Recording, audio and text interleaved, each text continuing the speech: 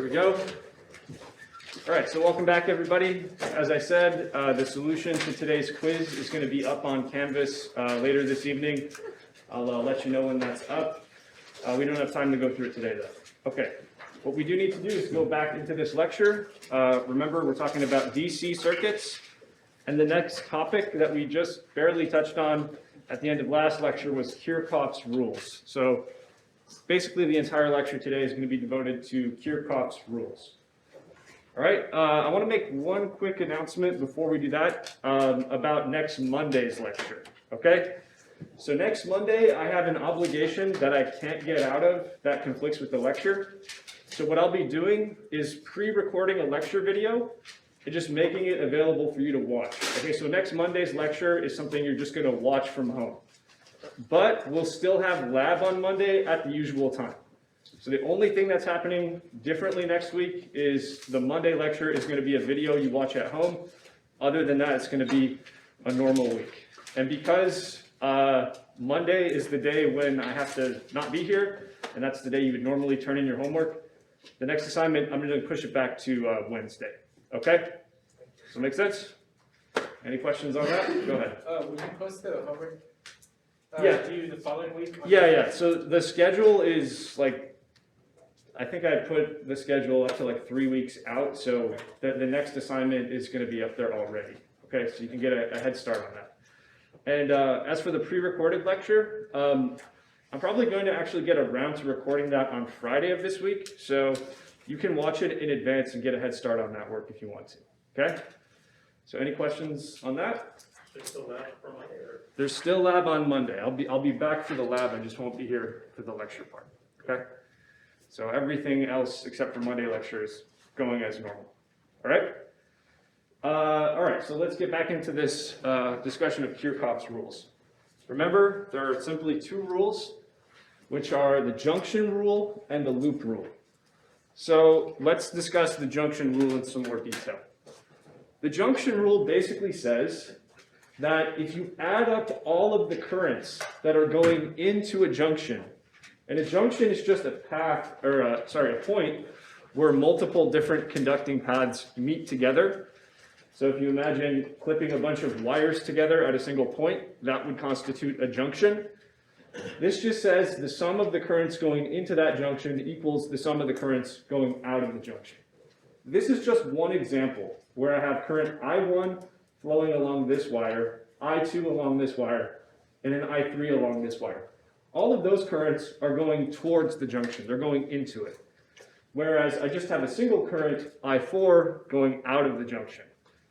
Okay, so the junction rule, if we apply it, says add up all the currents going in, equate that to the sum of the currents going out. So in this particular case, it works out to I1 plus I2 plus I3 equals I4.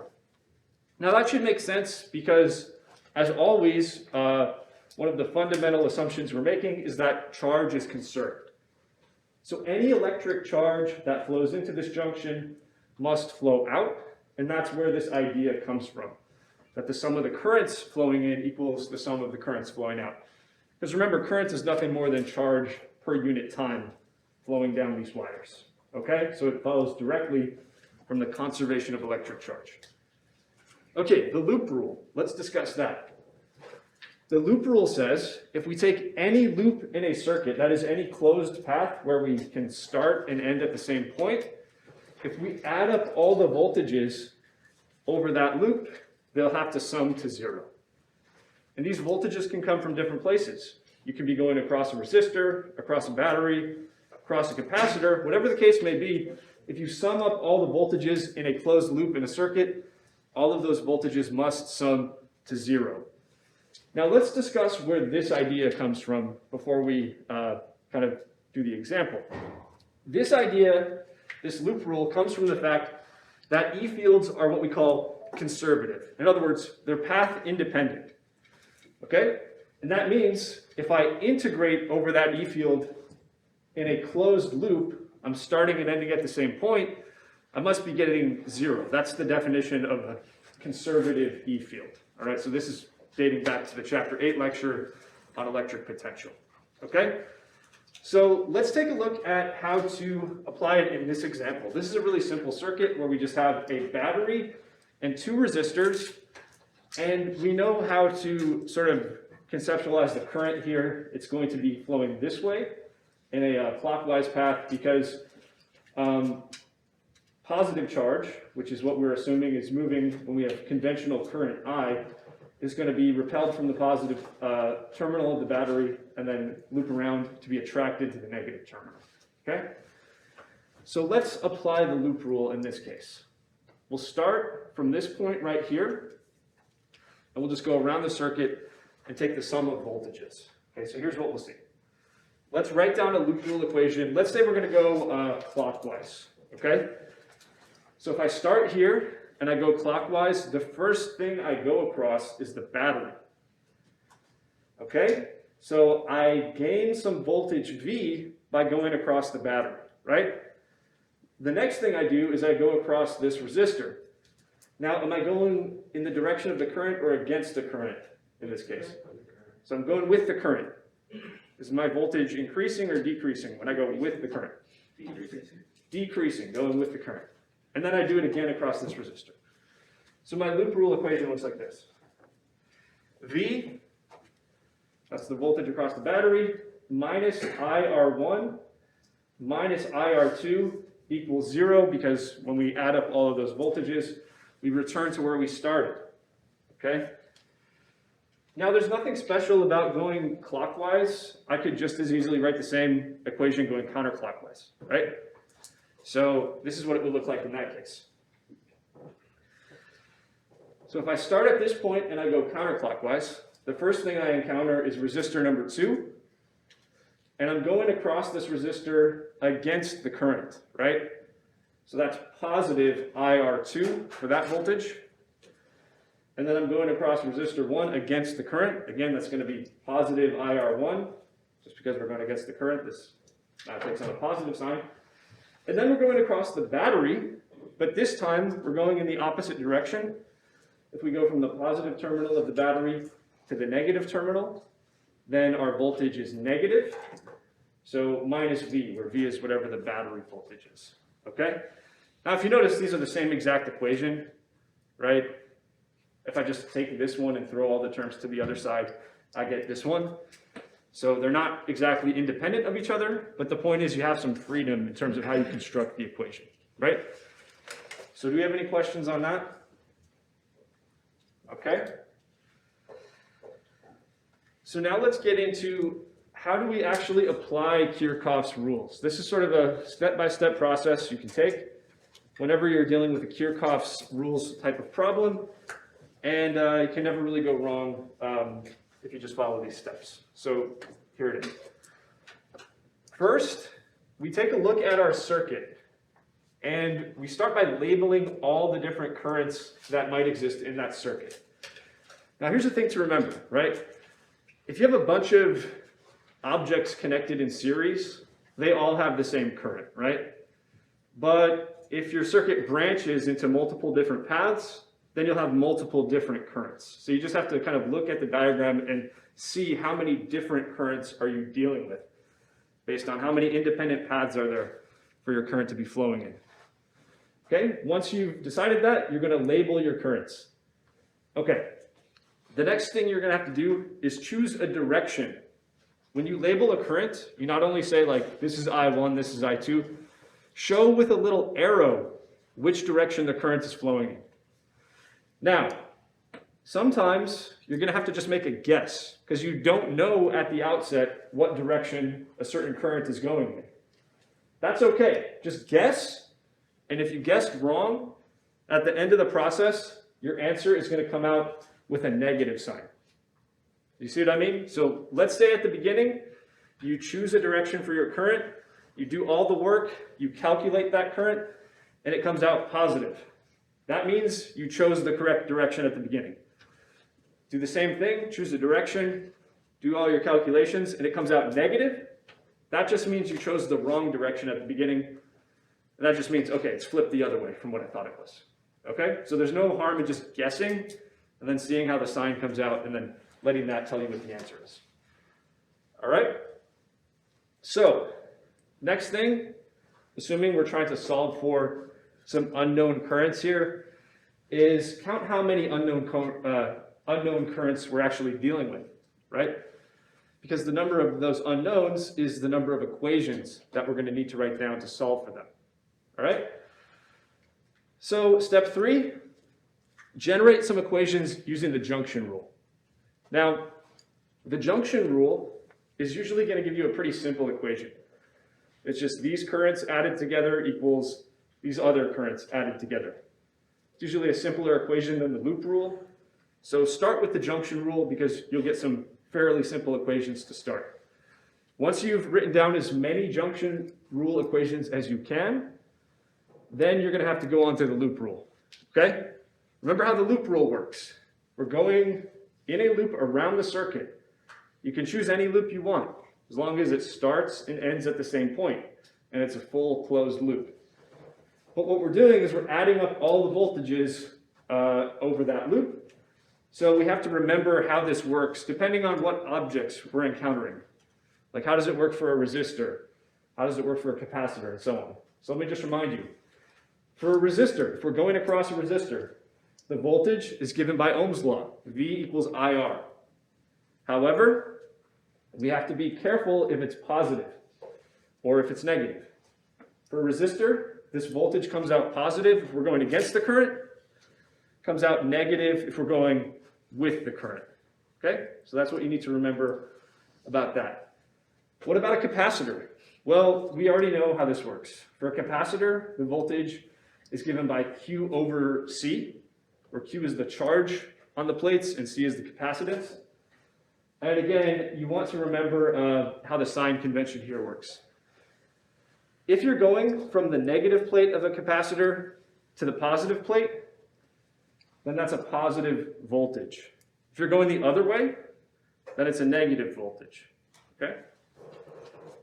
Okay, then we'll also encounter batteries at times.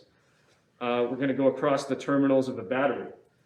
Again, for the battery, you usually are just given some voltage. You know, it's a 10-volt battery, it's a 12-volt battery, whatever the case may be. But you need to know how to deal with the sign. So battery voltages are positive if we're going from the negative to the positive terminal of the battery. If we're going the other way, it's negative. Okay? So any questions on that? These are things you've already seen before, but hopefully this is ringing a bell when we go over it. All right, so now we have a set of unknown currents, a set of equations. The rest is simply algebra, right? We have to solve for n unknowns with n equations. All right, so the next thing I'm going to do is show you a bunch of examples of this.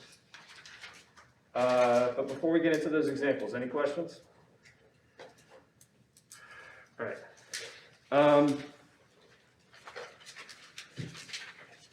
So here's the first example we're going to do. We're going to look at this circuit right here. We have two batteries. Battery number 1 has an EMF of 80 volts and an internal resistance of 1 ohm. So this is the first battery. We're showing its EMF and its internal resistance in the diagram. Battery number 2 has an EMF of 45 volts and an internal resistance of 1 ohm. So here's battery number 2. It has both the EMF and the internal resistance. And then along with those batteries, we have 3 different resistors. 1, 2, 3. R1 is 20 ohms, R2 is 40 ohms, and R3 is 30 ohms. What we're going to do is use Kirchhoff's laws to find all of the currents in this circuit, okay? So before we even start writing down equations, let me ask you this. How many different currents are there to solve for in this circuit? 3, right? There are 3 independent paths. There's one up here, one here in the middle, and then one down here for current to flow. So we have 3 different currents to solve for, okay? That make sense? All right, so remember the first step is we're going to label these currents, and it's pretty obvious how we'd want to label these, like I1 would be the current down here, I2 the current in the middle, and I3 would be the current on top. Makes sense? But we have to choose some directions. So if step one is to label the currents and choose some directions, the directions we choose are totally arbitrary. Okay, we're just making a guess. We don't know at the outset which way currents are flowing, so just guess. Let's say I1 is going like this. In the lower portion of the circuit, maybe it's going to the right. For I2, let's make a guess that it's going to the left up here in this midsection of the circuit. And then for I3, let's make a guess that it's going to the right up here. Again, these are just guesses. Doesn't matter if we guessed right. If we guessed wrong, our answer will come out with a negative sign, okay? So we've got those three unknown currents, I1, I2, and I3. So we need three equations. Remember, we can generate equations using the junction rule, and we can generate equations using the loop rule. So let's start with the junction rule. And you have to pick a junction to use. So I'm going to say we'll use this junction right here. By the way, if I use this junction, I'd get the same exact equation. It doesn't really matter which one we use, but let's say this is point P. That's the junction we'll choose. All right, so you tell me what currents are going into that junction? I2, bro. Just I2. And what currents are going out? I1 and I3. So by the junction rule, I2 should equal I1 plus I3, because the total current going in is I2, total current going out is I1 plus I3. Okay? Pretty straightforward. Now let's do the loop rule. Got to be a little careful when we apply the loop rule, because there are a lot of signs that you have to get right. But here's the loop we're going to choose. Let's do the loop rule for the top portion of the circuit. So the loop we're choosing is this one right here. We're going to start at point P in our loop, and we're going to go around the circuit clockwise. Okay? So if this is the loop I want to look at, and I'm starting at point P, what is the first thing I encounter? R3. I encounter the resistor. And am I going with the current or against the current? I'm going with the current. Again, the direction of the current I chose is arbitrary, but we have to stick with our choice as we go through the process, just for consistency, okay? So, because I'm going with the current, it's a negative voltage, it's a voltage drop going across the resistor, which is minus I3 R3 by Ohm's law. What's the next thing I encounter? R2. Or R2. So, okay, start here, going around a loop, we went across R3, we got this voltage drop, so the next thing is this battery, right? So, okay, which way am I going? I'm going from the negative terminal of the battery to the positive terminal. So it's positive, right? Positive epsilon 2, that's the EMF of the battery. It's positive because of the direction I'm going in, going from the negative terminal to the positive terminal. And then lastly, I go across these two resistors, big R2 and little R2. Now in both cases, am I going with or against the current? I'm going with it. So I have minus I2 times little R2 going across the internal resistance of that battery. And then minus I2 times big R2 going across this resistor. So it's important we label these currents, right? We don't want to just say I. We have to label them with subscripts because we got to keep them separate from one another, okay? And since we've completed the loop, now I can set that equal to 0 because I'm back at point P. So I've made a full loop, I've added all the voltages up, and I set it equal to 0. So I need one more equation because I have 3 unknown currents and I only have 2 equations. The last equation is just going to be another loop rule. It should make sense that we need to bring in what's going on in the bottom portion of the circuit. None of our equations so far involve this battery voltage or anything like that. So obviously, our last equation needs to involve that information. Now, there's more than one way you could do this. Like, I could take the outer loop, like go all the way around like this, or I could take the bottom loop like this. It doesn't matter. Either way is going to work. Let's choose the outer loop of the circuit because it's a slightly simpler equation if we do that, okay? So we're going to start at point P and we're going to go around the loop clockwise. That's what we'll do. Could we go counterclockwise? Sure, you can go counterclockwise. There's nothing special about going clockwise. I'm just trying to be really explicit about which loop I'm choosing. But again, there's more than one way to do it. All right, so the first voltage we encounter is the voltage across resistor 3, just like before. As we go up, go across resistor 3 in the direction of the current, so it's minus I3 R3. Then we come down, and now we're going across resistor number 1. Now, am I going against the current or with the current here? I'm going against it, right? So I'm going around this way, going against the current I1, so that's going to be positive I1 R1. And then I'm going across this resistance, the internal resistance of that first battery, going against the current once again. So that's going to be positive I1 little r1. And finally, I'm going across the EMF of that battery. I'm going from the positive to the negative terminal. So what kind of sign should I put next to that battery's EMF? Negative. Negative, okay?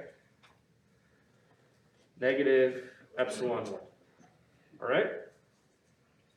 And that equals 0, because that's a full loop. Yeah, Why don't you start from P and then go like down at the bottom and move back up? Why'd you do it like the other way? like I said, it's arbitrary. You can go the other way if you want. You'll get the same exact equation. Basically, if you went the other way, all of these signs would be flipped, right? Oh, okay, so it's just making it simpler?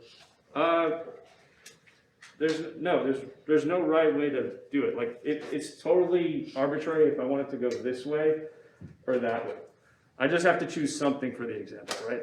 And you said you could go through the middle again, right? So say you went counterclockwise and went through the middle, you could do that? Yeah, because that's another loop we haven't done yet, right? Oh, okay. So there are a lot of loops to choose from. We just need 2 of them, right?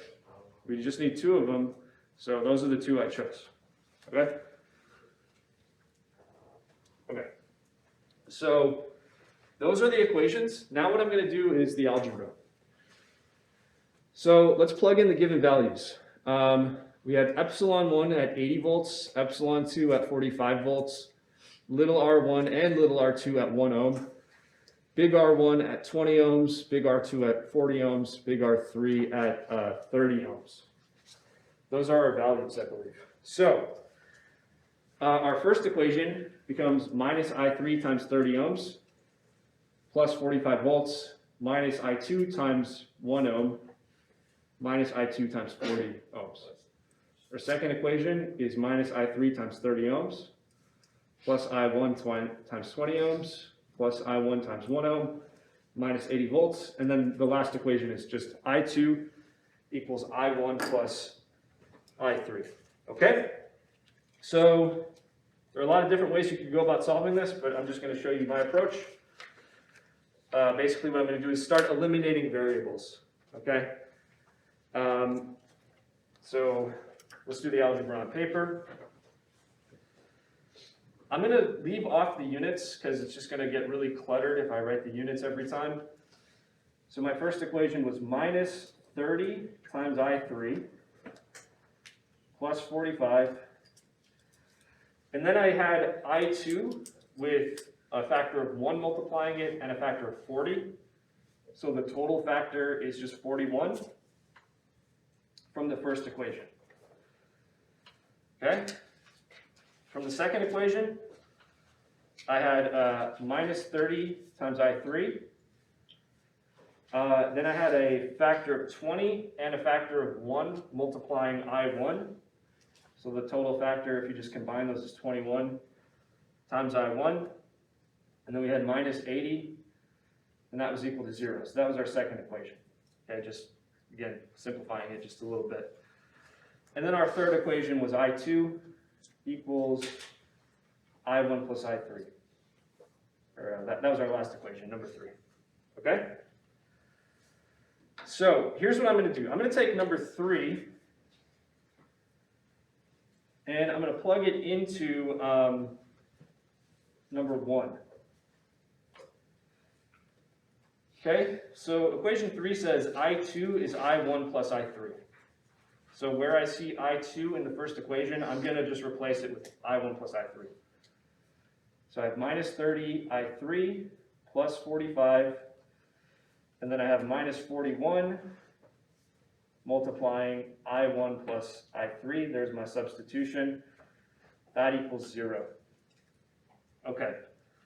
So to take stock of what I have minus 30 times I3 plus 45, and then I have minus 41 times I1, and then I have minus 41 times I3. All that equals 0. All right, so I have minus 30 and minus 41.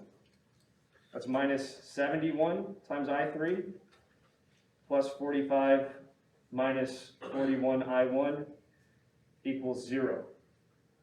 So if I take this I3 term and add it to both sides, it's going to be positive. So now I'll have 71 I3 equals 45 minus 41 times I1. Then I'll just go ahead and divide out the 71 factor. I3 is 45 divided by 71 minus 41 divided by 71 times I1. And I'm just going to put that in decimal notation because these fractions are just getting too much. So 45 over 71 is 0.6338. And if you keep track of your sig figs here, we have 3. 41 divided by 71 is 0.5775. And that's multiplying I1. So now I have an expression for I3 that's in terms of I1. If you look at the second equation, if I plug this result into the second equation, then I'll just have I1 as a variable, right? So plug this result into equation 2. That's what we're doing next. Equation 2 says minus 30 times I3, but I'm plugging this in for I3. It's 0.6338 minus 0.5775 I1. That's the substitution. Plus 21 I1 minus 80 equals 0. Okay? So if we just multiply everything out, like minus 30 times this number comes out to minus 19.01.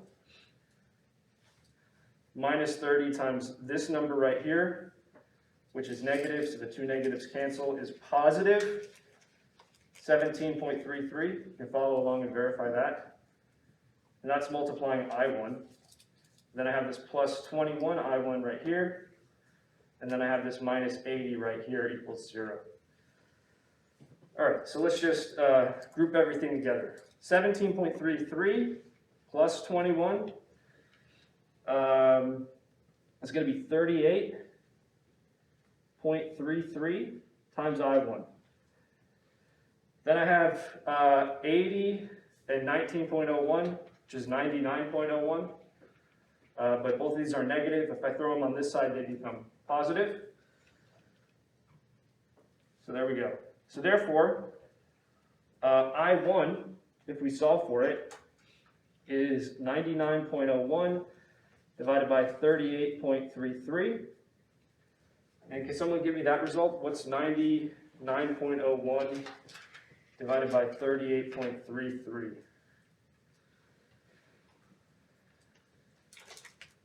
2.583. Yep, so it's 2.583 amps. Now notice that came out positive. That means for I1, the direction that we just guessed at the beginning was correct. Okay? But let's do the rest. How about we do I3? Because remember, we had this formula for I3 that we derived. I3 is 0.6338 minus 0.5775 times I1, which is 2.583, like this. What does I3 come out to?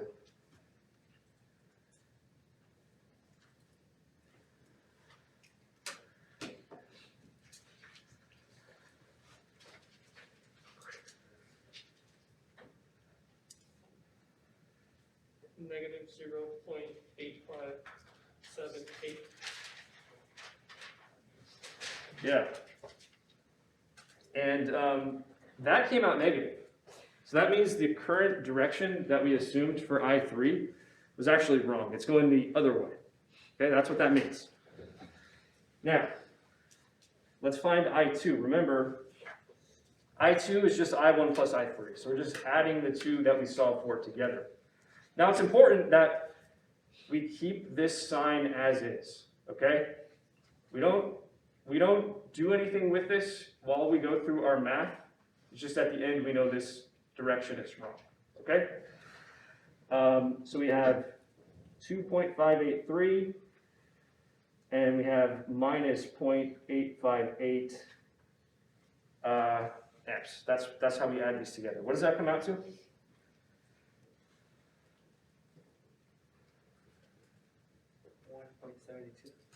Yep, 1.725 amps. Okay, so those are the currents solved for using Kirchhoff's rules. Any questions on that? This was for I2, you have the number is negative. Yeah. You solve for I2, you say you're not supposed to compare on the side.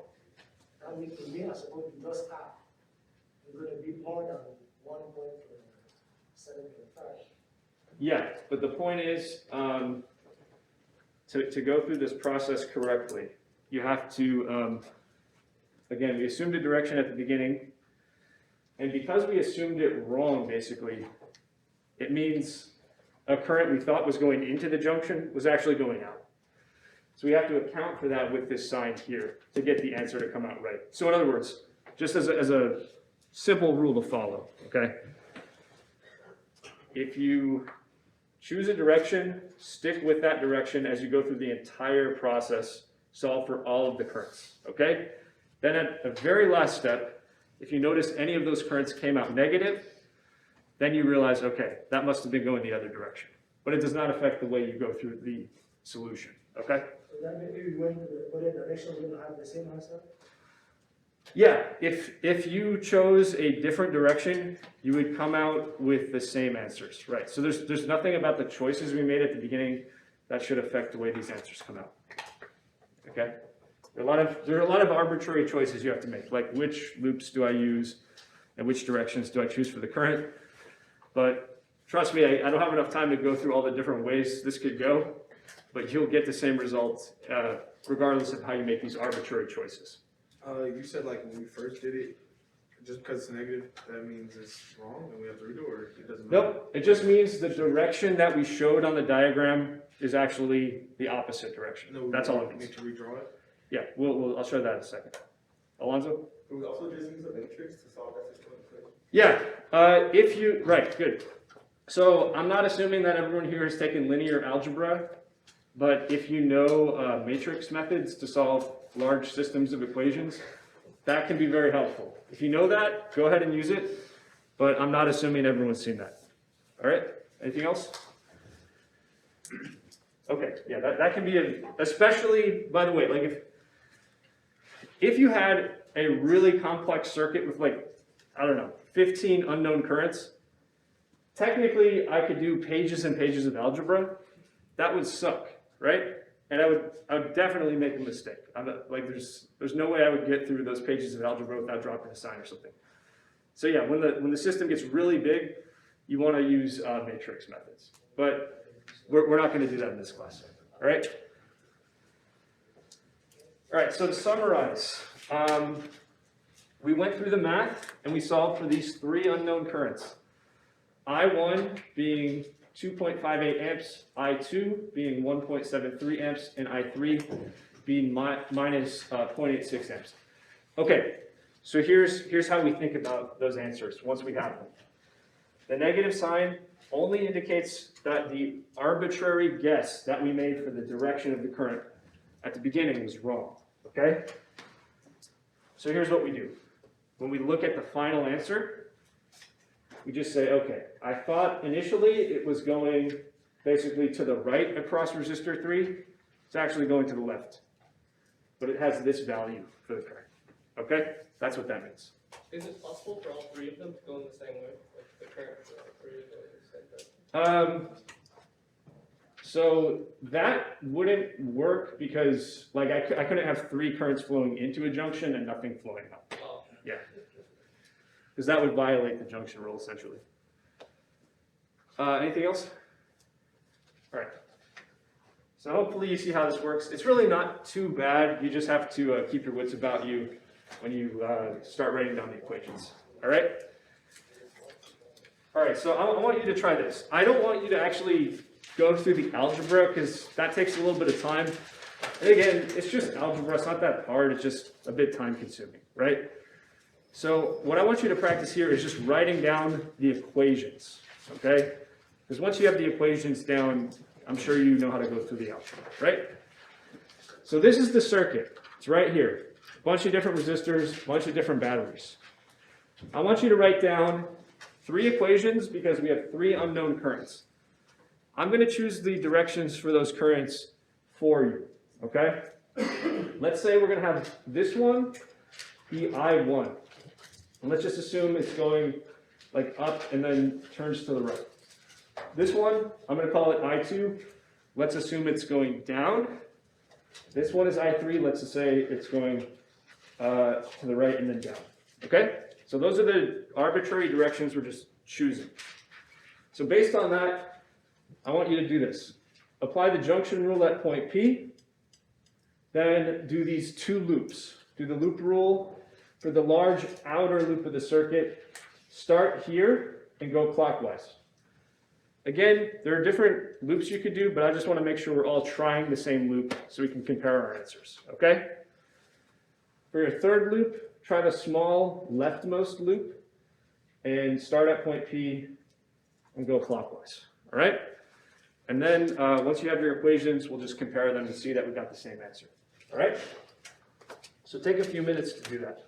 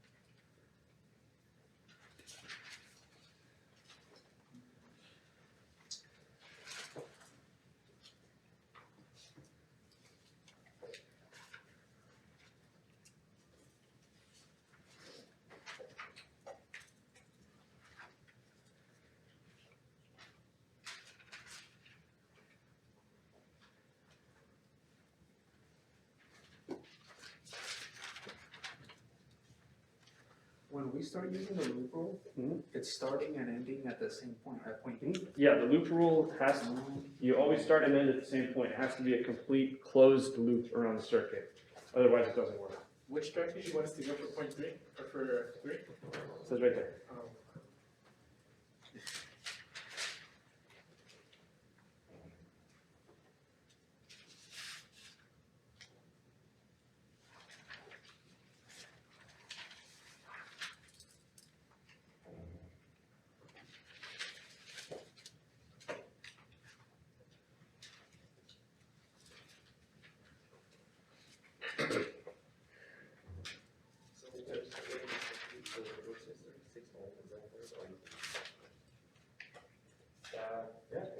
that current exists in that entire branch of the circuit, right?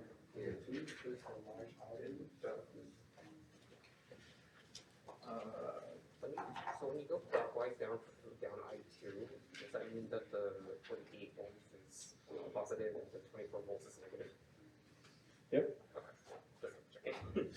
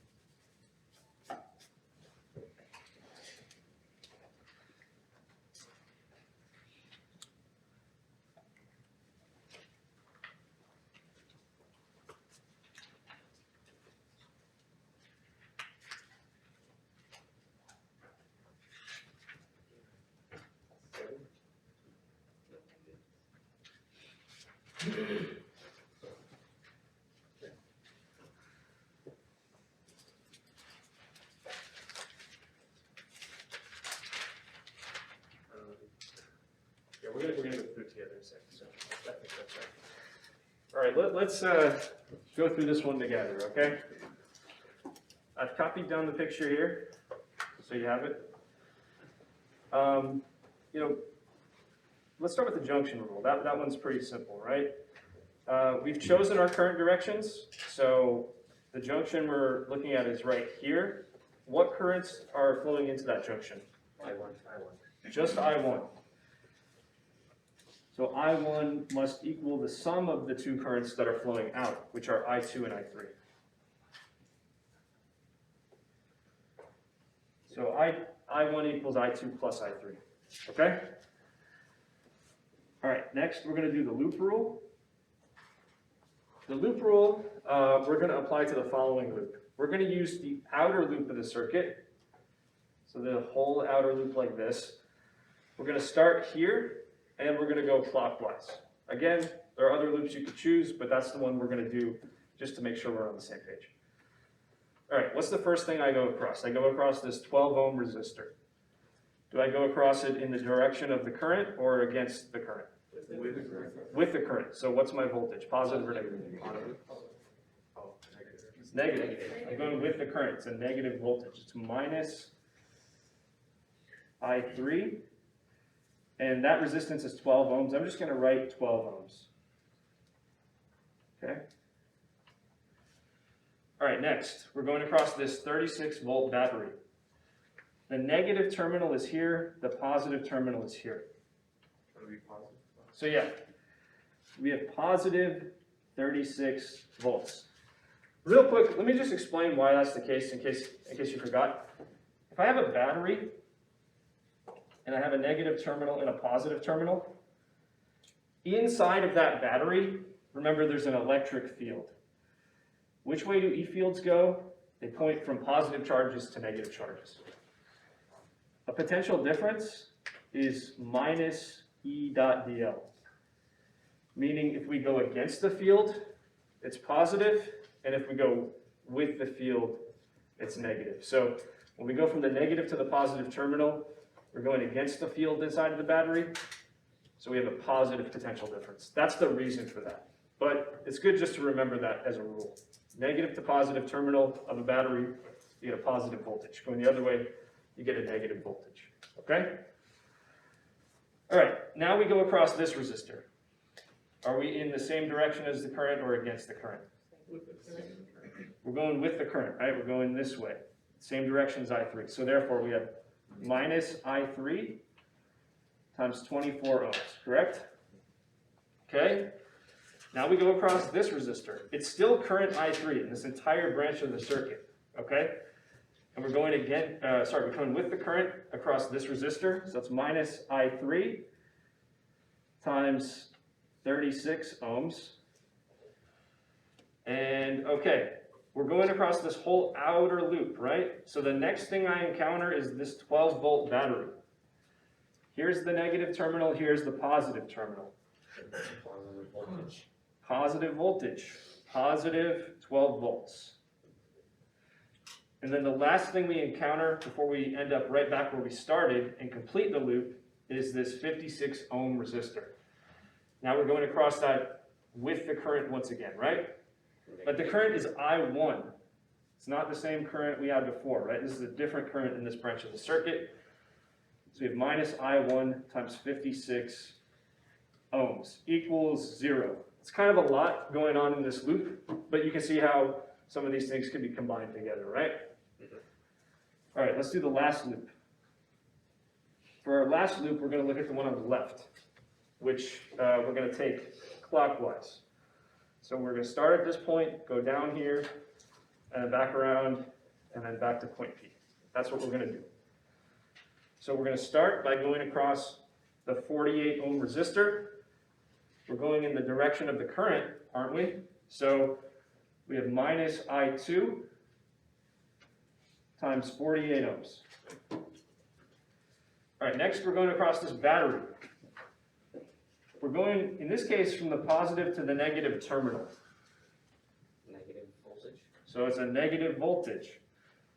It's negative 24.0 volts, correct? Okay, now we go to this part of the circuit. We're looping around this way. We're going across the 12 volt battery, and we're going from negative to positive terminals. So what do I write down? I write positive 12 volts, okay? And then we go across the 56 ohm resistor in the direction of the current. So what's my last term here? Negative I1 times 56 ohms. Yeah.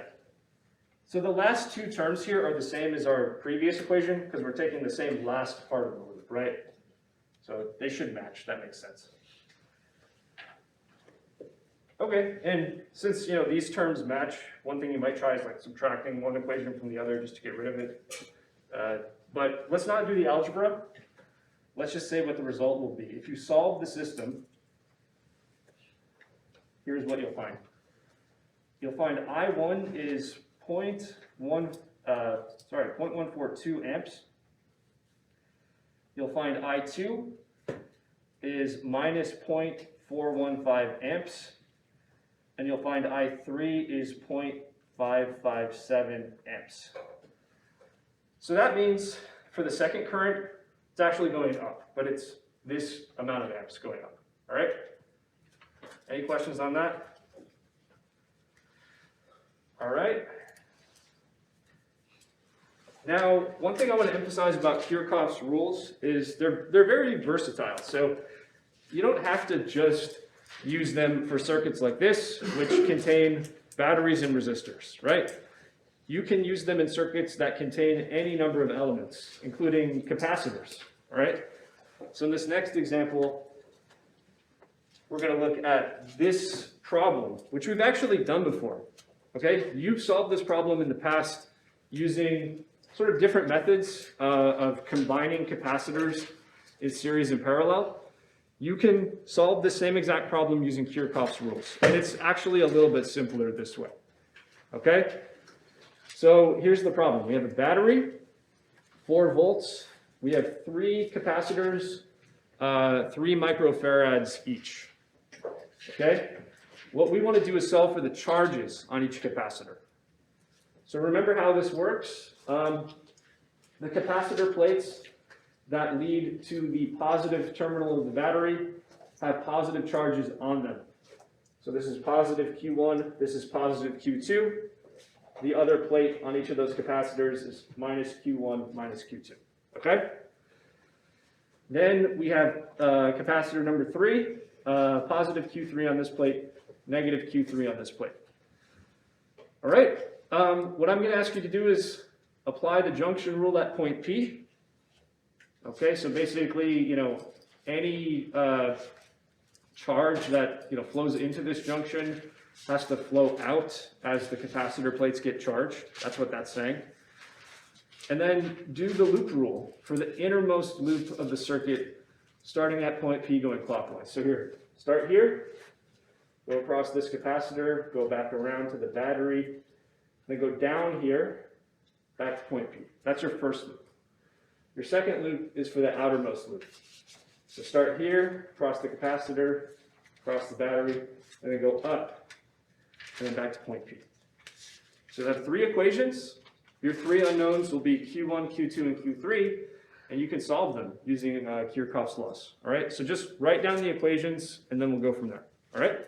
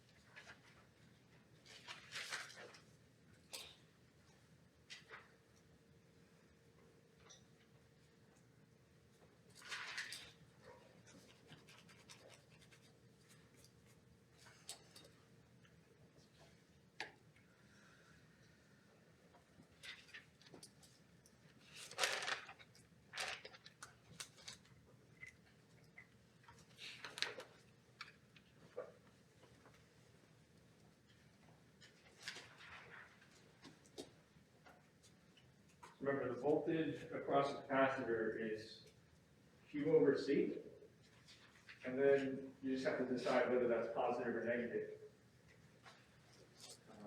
And the rule for that is the same as for batteries, right? If you're going from the negative plate to the positive plate, you have a voltage increase. If you're going from the positive plate to the negative plate, you have a voltage decrease, okay? Basically the same logic as with batteries.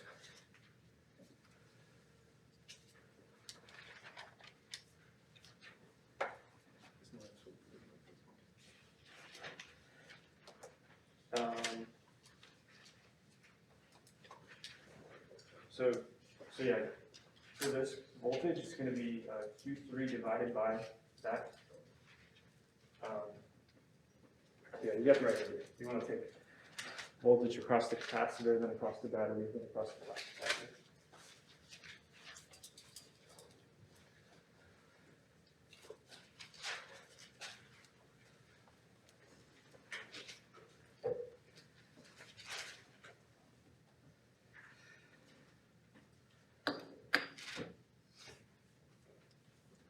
Okay, let's go through this one, all right? So I copied down the picture once again. It's right here. So hopefully that's readable. Let me just zoom in. I'll zoom in a little bit. Okay. Okay, cool. Let's do the junction rule. So this may seem a little bit odd because, we're not dealing with currents necessarily, we're dealing with charge. But remember, the junction rule is just a statement that charge is conserved, okay? So let's just apply that idea more generally to this point right here. So before we connect anything to the battery, there are no charges. There's zero net charge on all plates, right? And if you think about what happens in this sort of middle region, right? This plate and this plate, the ones on the right for capacitors 1 and 2, they don't have a direct connection to the battery, right? And the plate on the left for capacitor number 3, it's the same deal, right? They're not directly connected to the battery. So basically, if this whole region right here starts off with zero net charge, it has to end up with zero net charge at the end. In other words, any negative charge accumulating on these two plates is going to be a positive charge accumulating on this plate. If we think about positive charge moving around, if positive Q3 accumulates on this plate, then minus Q1 and minus Q2 accumulating on these plates must balance out that positive charge, okay? So here's how that would look. Q3 equals Q1 plus Q2. Does that make sense? Do you have any questions on that? Okay, same way we would apply it for currents, but just talking about charges. Okay, let's do the loop rule. The first loop we were going to look at was the innermost one. So again, we're going to start here, we're going to go clockwise in this path, okay? So if we start at point P, go clockwise, what is the first thing that we encounter? C3. Capacitor C3, that's right. And I'm going to cross it from the positive plate to the negative plate, right? So what kind of sign should I put there? Negative. Negative. So remember, the voltage across the capacitor is Q divided by C, so I'm going to say Q3 divided by C3, and I'm going to put a negative sign there, okay? Then we go across the battery. We go from the negative terminal of the battery to the positive terminal. So what sign should be there? Positive, right? If I go from the negative to the positive terminal of the battery, I gain whatever voltage there is there. Then I go down here, because we're taking the innermost loop, so we go down. We go across capacitor number 1, and we go from the positive to the negative plate, right? So what kind of sign should be there? Minus. Minus Q1 over C1 equals 0. So again, let me just reiterate why this is the case. If you have a positive plate on a capacitor and a negative plate on a capacitor like this, which way does the E field in between the plates go? Yes, we always go from positive to negative charges like this. So that means if I'm going from here to here, I'm going with the E field, and that means I lose voltage. There's a negative voltage, okay? If I go against the E field, then there's a positive voltage. Okay, so that's the reason for this sign convention, okay? All right, let's do the outer loop. Starting here, going around clockwise back to point P. So what do I encounter first? Same as before, right? Minus Q3 over C3. And then I encounter the battery, plus V. That part of this loop is exactly the same. Now we just go to the top portion, and what is my last term I write for this top portion of the loop? I think I heard minus Q2 over C2. Yeah, right. Equals 0, right? Because we've completed the loop. All right, so those are the three equations. There are three unknown charges in there. And if we wanted to, we could solve for them. Again, I'm not going to go through the algebra here, but this is what you get. You solve the system, and you get the following. You get Q1 is 4 microcoulombs. You get Q2 is 4 microcoulombs, and you get Q3 equals 8 microcoulombs. Okay? Is there current flowing through that wire? So we're going to get into that in a bit, but remember the assumption with capacitors is you connect them to a battery. Well, actually here, think back to the capacitors lab you did, right? It took a short amount of time when we connected a capacitor to a battery for it to charge. Typically on the order of a few seconds, even for those giant capacitors, right? So we're assuming everything has already been charged and there's no more current flowing. Oh, That's what we're assuming here. What we're going to get into in the next part of this lecture, which I'm going to record and you're going to watch at home, is something called RC circuits. And we'll go into the details of, okay, like what is exactly going on during that charging process? How is the current flowing and how is it changing over time? But here we're just assuming current has already stopped flowing and everything's fully charged. All right, anything else? resistance arbitrary volts, we use like C1 and C2 is like a different kind of office. Yeah, you could do this loop up here too. That's a real simple loop you could do. Anything else? All right. Cool. So we're going to do another example. In this example, I'm actually going to show you the schematic of a circuit that you'll have if you jumpstart a car. Okay?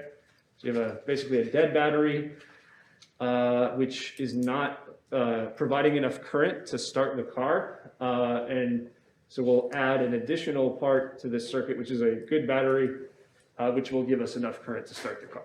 Okay? So here's what's going on. A good battery is being used to jumpstart a car with a weak battery. Here's the good battery in red. It has an EMF of 12 volts, and it has an internal resistance of 0.02 ohms. We connect it to the weak battery with jumper cables. So those are the jumper cables right there. This weak battery, by the way, has an EMF of 10.1 volts and an internal resistance of 0.1 ohms. So not only is its EMF weaker than it needs to be, it has a lot of internal resistance because it's probably degraded compared to this one. The jumper cables that we're using to connect the batteries together are both 3 meters long and 0.5 centimeters in diameter, and they're made out of copper, which has a resistivity of 1.68 10 to the minus 8 ohm meters. Okay, there's another part of this circuit which is right here, which is called the starter motor of the car, right? So your car can't just get started on its own just using the internal combustion of the car's engine. You need a motor to get it starting at first. So that's what this is for, the starter motor. And it's electrically powered. This can be represented as a load with a resistance of 0.15 ohms. Okay, so we're going to do two things. We're going to start by finding the current through the starter motor if only the weak battery is connected. And then we'll do it again with the good battery connected and see what the current through the starter motor is in that case. Okay, and obviously what we're going to see is there's a lot more current going to the starter motor when we have this additional battery connected. That's why you're jump starting the car this way. Okay? Now, that means for the first part of the problem, we're going to basically ignore this top part of the circuit. It's just this bottom part. Okay?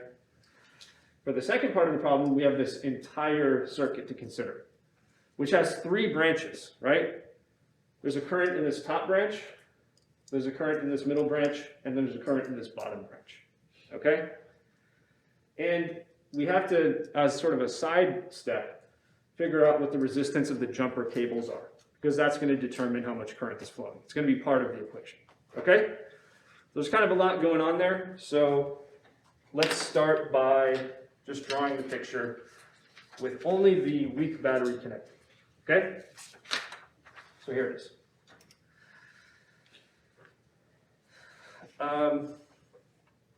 So, can you see this? Okay. With only the weak battery connected.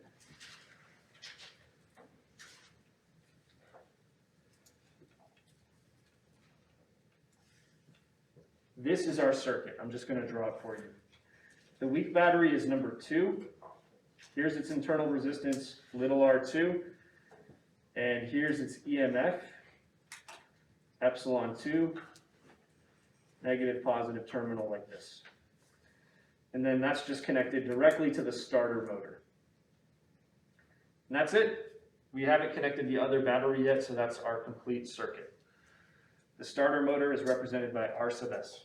Okay? So if this is all that's going on, there's only a single current that we need to solve for. So I'll just call that I. If we want to solve for that current, we could use the loop rule. We only have one loop. So just write down the equation for that one loop, and we can solve for what we need. So how about we start like right here and take it going clockwise. So what's the first thing I go across? The EMF of the battery in particular, and I'm going from negative to positive, so that's going to be positive epsilon 2. And by the way, this is the loop rule. Then I go across the starter motor in the direction of the current, right? And so I'll have minus I times RS, correct? And then I'm going across this internal resistance of the battery in the direction of the current, so I have minus I times little r2 like that, okay?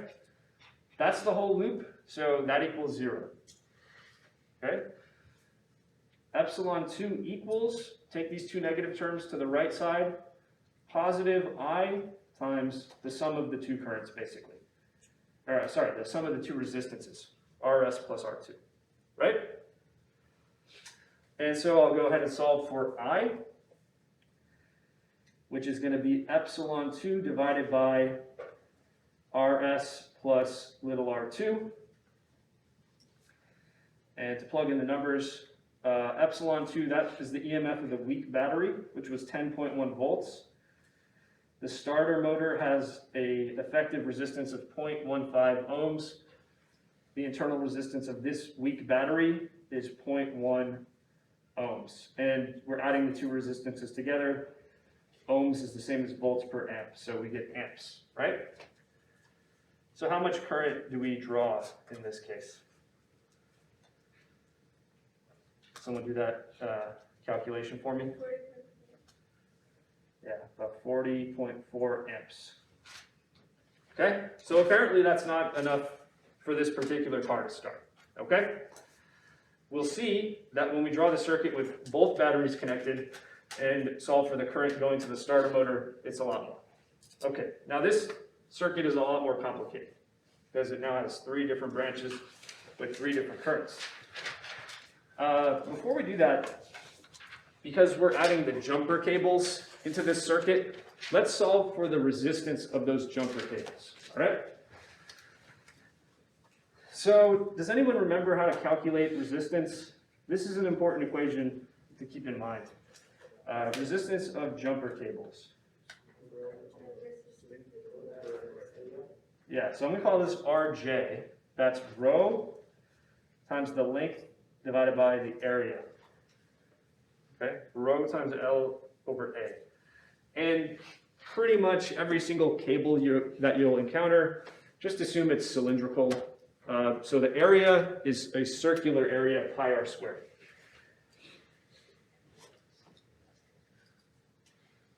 Okay, so we'll calculate this. Rho is the resistivity of copper, 1.68 10 to the minus 8 ohm meters. L is the length, 3 meters. And then we divide that by the area, which is pi times the radius squared. We were given that the cables are 1/2 centimeter in diameter. So radius is 1/2 of the diameter. So we have 1/2 times 0.5 centimeters. Centi is 10 to the minus 2 meters. And we square the radius, okay? So since we're given the diameter, we cut that in 1/2 to get the radius, right? Okay, so what is the resistance of each of these jumper cables?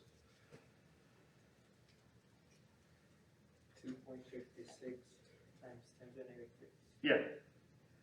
0.00257 ohms is what I'm getting.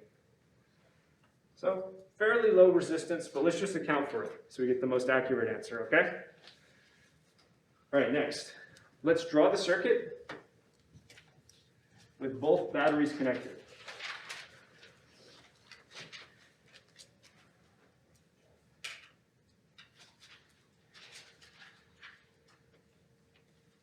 Okay, so now here's what we're dealing with. So we have this same thing we drew up here, but then we're connecting an additional branch on top with a good battery, okay? So we have the weak battery with internal resistance little r2 and EMF epsilon 2. And then down here we just have the starter motor. That's really the only thing in this bottom branch. And we label that as R sub S. Okay, now up here, we have the good battery, but it's connected with these jumper cables. So I'm going to just indicate each jumper cable as a resistor R sub J, okay?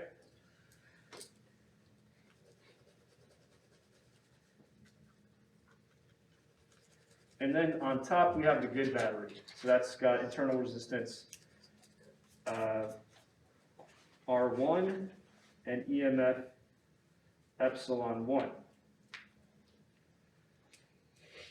All right, so there it is. Okay, so hopefully you can see just by looking at this that we have three currents. There's going to be some amount of current flowing through the top branch, some amount of current through this middle branch, and then some amount through this bottom branch.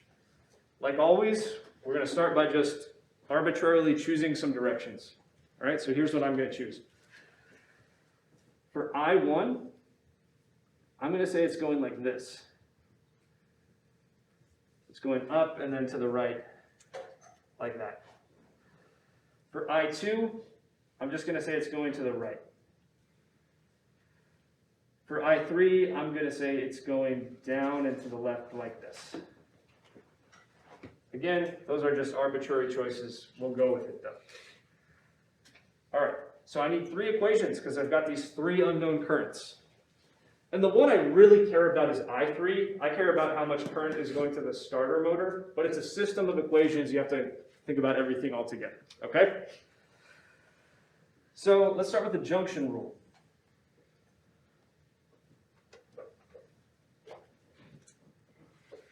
We already have one equation, right? Huh? Did we already solve for one equation on top? Up here, yeah, but that's before we connected the other battery. Oh, So we're just assuming it's, so this is like trying to start your car with just a weak battery. okay, now you. We're not getting enough current, so now we're connecting the other battery with jumper cables, and this is basically what your circuit looks like as a schematic, okay? And now we have more than one current to think about, because we have three different branches. Okay, so for the junction rule, how about we choose this point right here? I'll call that point P. What current or set of currents is going into the junction? Yeah, it's only I3, if you follow it, going into that junction. And then which currents are going out? Yeah, so I3 equals I1 plus I2. I3 going in, I1 and I2 both going out. Make sense? Okay? Let's do a loop rule. And let's specify what our loop is going to be. Let's say I want to take the upper loop of the circuit, this guy, and let's say I want to go clockwise.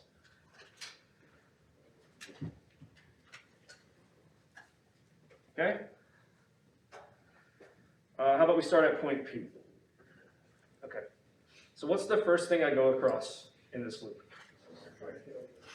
The resistance of this jumper cable, right? And I'm going with the current. So I have minus I1, because that's the current in that branch, times RJ. Okay? And then the next thing is I go across the internal resistance of the good battery, right?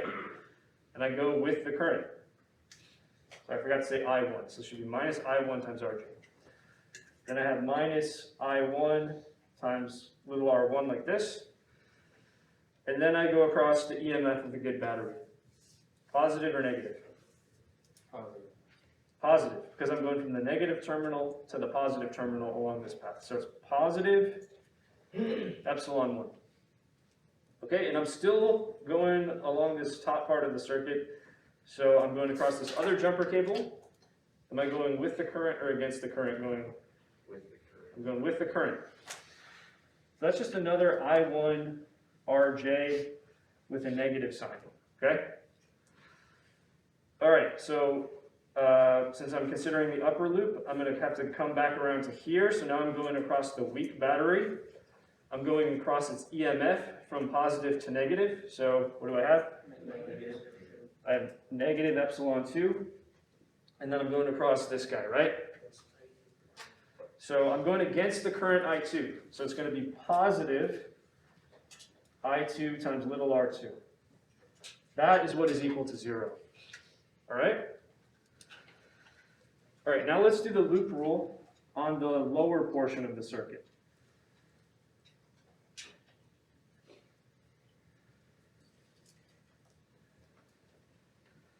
Let's go clockwise once again. I just like going clockwise. You can go counterclockwise if you want. It really doesn't matter. Okay? Go ahead. Is it also arbitrary to go clockwise one direction for one loop and then the other direction? Yeah. Okay. So I could take the first loop going clockwise, the second loop going counterclockwise. It doesn't matter. Here's what matters, just to drive this home. What matters is we have 3 unknown currents. We need 3 independent equations. Okay? There's more than one way to generate those equations. And if you do it right, you'll get the same answer each time. Okay? So yeah, it's not going to depend on any arbitrary choices you made along the way. But anyway, if we're starting here and we're going on the lower loop clockwise, that's this.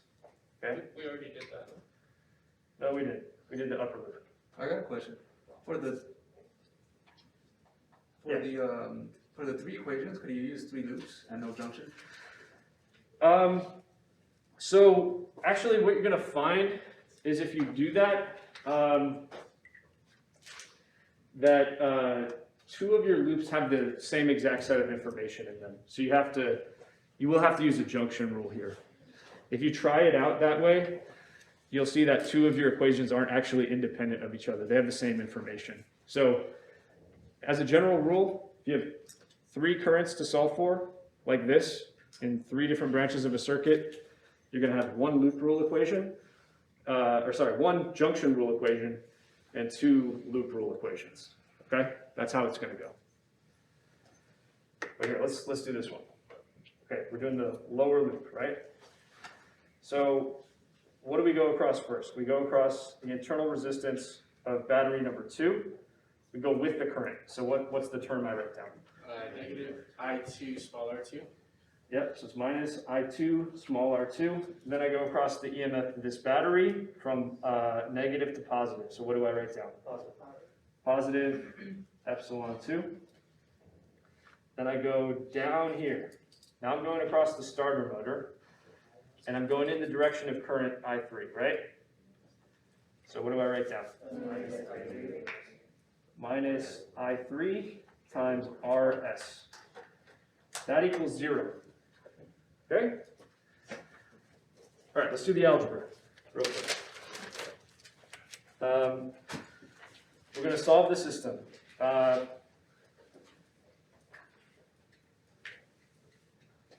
Here's what we know. Epsilon 1 is 12.5 volts. Little r1 is 0.02, oops. Yeah, 0.02 ohms. Epsilon 2 is 10.1 volts. And little r2 is 0.1 ohms. And then we have that the starter motor has a resistance of 0.15 ohms. And then the jumper cables, as we found, remember this is that side calculation we did, each have resistance 0.0, I don't have enough room to write that, 0.00257 ohms. So those are the values that we plug into our equations if we want to get some numbers out. So here, let's start with equation number 1. Or, let's start with equation number 2, this guy right here. So what do I have? I have minus I1 times RJ. So here, this is equation 1, this is equation 2, this is equation 3. I'm starting with equation 2. I have minus I1 times RJ, which is 0.00257 ohms. I'm going to leave the units off. Then I have minus I1 times little r1. That's minus I1 times basically 0.1 for that resistance. I'm sorry. Yeah, I messed that up. Yeah, sorry. That's 0.02. Sorry. Yeah, there we go. And then I have epsilon 1, which we add. That's 12.5. And then I have minus I1 times RJ, which is the same resistance up here, 0.00257. Then we have minus epsilon 2. So that's going to be minus 10.1 volts. I'm going to leave off the units though, so just say minus 10.1. And then we have plus I2 R2. So we have plus I2, and R2 is 0.1. Okay? So what I'm going to do now is I'm going to take all of my I1 terms and I'm going to add them together. Because I have an I1 factor here, here, and here. It's just 0.02 plus 0.00257 plus 0.00257. Add that all up, you get minus 0.02514 times I1, that's your overall factor. When you add 12.5 to minus 10.1, you get 2.4. And then we have 0.1 times I2 equals 0, okay? So the next thing we're going to do here is take the junction rule equation, the first one, and we're going to plug it in right here. So in place of I1, I'm going to write I3 minus I2. See, with my junction rule equation, I1 is I3 minus I2, and I can make that substitution here to get rid of I1. That's my goal, is to get rid of I1 right here. All right? So I have minus 0.02514 times I1 is subbed out for I3 minus I2, plus 2.4 plus 0.10 I2 equals 0. Okay? So this is plugging in the result from equation 1. Okay. We're kind of running out of time, so I'm going to just sort of cut to the chase here. If you do a little bit of more algebra, you can turn this into I2 equals 0.201 I3 minus 19.2. Okay, just shuffle the terms around, you'll see that that's the case. Okay? And then what we can do is plug that result into equation 3. Okay, so we used equations 1 and 2 together to eliminate I2. And if we plug that into equation 3, we can basically finish this off. Okay, so what does equation 3 say? Minus I2 R2 plus epsilon 2 minus I3 RS equals 0. Okay, so here, let's start with just the numbers. Here is equation 3. Equation 3 says minus I2 times little r2, which is 0.10, plus epsilon 2, which is 10.1 volts, minus rs times I3. So I3 times rs is I3 times 0.15. That all equals 0. Okay? So now I'm going to plug in this formula for I2 right here, which gives us minus 0.210 I3 minus 19.2 times 0.10 plus 10.1 minus 0.15 I3. So again, I'm just plugging this result into here. That equals 0. Okay? Again, I'll let you do the rest. I3 equals 71 amps. Okay? So you get much more current going to that starter motor if you connect the good battery. That's the whole principle behind jump starting a car. All right? So that's Kirchhoff's rules. The lecture I'm going to record for you to watch at home on Monday is going to be on RC circuits, and that's the last topic here in this lecture. All right, so I'll see you then.